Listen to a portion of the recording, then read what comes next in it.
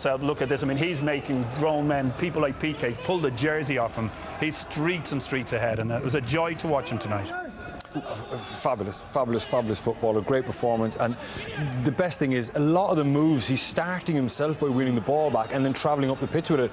Wasn't a superstar type performance where he just stood out on the touchline, waited for his teammates to win it, give me the ball and I'll do something special. He went and made it happen. He's full of appetite, hunger for the game, and look, he deserved his hat-trick, and it really is a tremendous performance. Put yourself in the very expensive shoes of Neymar this evening then, and he's watching that. Is he thinking, let me in there, I'll do the graft, I'll do the work, I want to be part of this? I think it's unfair to judge Neymar on his past, because, you know, maybe he is the type of superstar player that just stand and wait for the ball. But Pochettino will demand that he joins in. I mean, this is a tremendous finish, by the way. I mean, how they turned that into a 3v2 from defending their own penalty box is fabulous, the way they worked that, and a great finish. But let's give Neymar a chance. If he puts him in the team, I'm pretty sure Pochettino will be saying to him, listen, you need to buy in, because if one person opts out of what we're doing here, people will find a way out against us and we'll be in trouble. So you have to work hard. And what he won't put up with Pochettino is Neymar going to the press, I want to play with Messi. All that kind of belittling of other players around you, you know, that all cropped up over the last 12 months. I think Pochettino will get a more drilled effect into that dressing room. Because you're questioning whether Pochettino would like Messi coming there. What would be his conversation with Neymar then as a result of this? Will he feel I can get this fella doing what I want him to do? Neymar can frustrate, but he can also bowl you over with his performance. So I think if he buys into the work rate, then he can be a huge addition, obviously, because he can have moments in the game like Mbappe had tonight where things can just turn and he can be brilliant. So to get that, he'll have to really join in what's starting to grow at PSG. And I think a performance like tonight really helps Pochettino, because now he gets to go back to the change room and say, hey, listen, we all join in here, you know. By the way, Moise Kean might be saying, well, I've done okay. He got the goal that sort of wrapped the tie up. A pretty straightforward set piece. Yeah, he got a free header. Langley again goes missing on duty, and there isn't anybody to put a glove on him. He heads it down, does really well. But this is his goal. But I'd like to talk about his contribution tonight.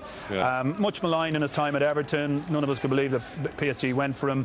And boy, is he, you know, coming to the party for them and giving a different type of player to PSG. Yes, they have Di Maria, they have Neymar, they have that flair, but this guy's got grit about him. He's got a bit of presence. Put shift into it. And he worked so hard. And when you've got players doing that, and you know, Marquinhos, I thought he was brilliant in there as well. You know, making sure everybody was at it. And then Mbappe drops back and does the same thing. They won the ball back time and time again. And the weakness of Barcelona was absolutely there for everyone to see. Was clear, wasn't it? They were ravenous in all elements, but it was structured.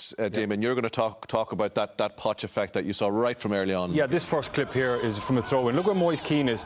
You got all 11 players over 2/3 of the width of the pitch, condensing the play and boxing it in, not giving Barcelona. This is early on. This is after 3 minutes. They win the ball back out of the pitch. That sets the tone. That sets the tempo. That's something that Pochettino does an awful lot. Brings all his players over one half of the pitch to smother the opposition. Isn't absolutely. And no, there is a danger to that. I.e., if Barcelona can work it and switch the play, you're caught short on the backside. But invariably, if you work hard enough, it's difficult to do that. But you look at how condensed they are there. That's why Messi had to drop deep like where he is here, trying to get on the ball. They just didn't give him any space. What they said to him is, you can get the ball wide, because we don't think your fullbacks, Jordi Alba, isn't the force that he was, and Dest on the other side certainly isn't, you know, Dani Alves. So they said, you know what, we're going to condense him into the park. So when Griezmann comes in off the wing into them little pockets, we're going to have 5-6 players there, and we're going to make it very, very difficult for you, and you're going to have to be good to get around us there. You can have it wide if you want, and it worked a treat. And then when they got the ball, they just expanded and played brilliant. And that was the picture that they saw Barca when they were trying to attack at any moment.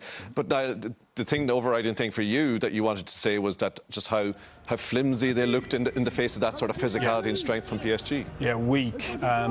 They were just not able to compete on the physical side of things. You know, the presence of white shirts around them ruffled them.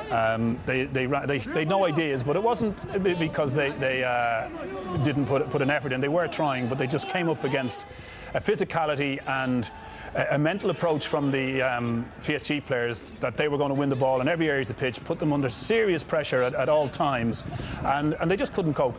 And when I look back on the game now, you know, and I say, OK, we talk about that strength, physicality, the engine room, and how they won at all parts and gave very little for the Barcelona players. I think about Barcelona's midfield, and when it comes to physicality, Pedri, a young kid, gave the ball away for fun. You know, we're looking at goals here, and that's fine. But in terms of Barcelona's response to all this, Messi, not really at it, you know, couldn't get into the game tonight, no physical presence at all. You know, you have Busquets in there who's trying to do a physical job, but overrun time and time again. And De Jong, what a disappointment he's been. Yeah, it hasn't happened for him. Didn't happen for Barcelona either.